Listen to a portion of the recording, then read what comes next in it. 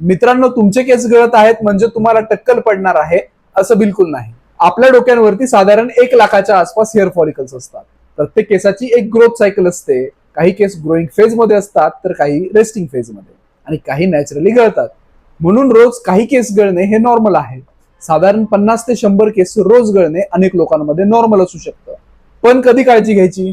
अचानक नेहमीपेक्षा खूप जास्त केस गळायला लागलेत, अंघोळ करताना किंवा कंगवा फिरवताना मोठ्या प्रमाणात केस हातात येत आहेत, केसांची घनता कमी होते म्हणजे केस विरळ दिसायला लागलेत, कपाळाची हेअरलाईन मागे सरकते, डोक्यांवरती गोल गोल पॅचेस मध्ये केस कमी झाले आहेत.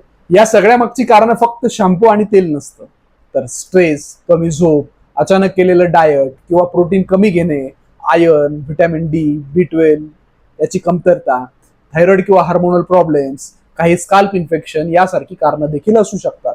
केस गळतीसाठी आधी कारण शोधणं गरजेचं आहे. प्रत्येकाला एकच ट्रीटमेंट लागू होत नसते. केस गळत असतील तर पॅनिक होऊ नका आणि त्याकडे दुर्लक्षही करू नका.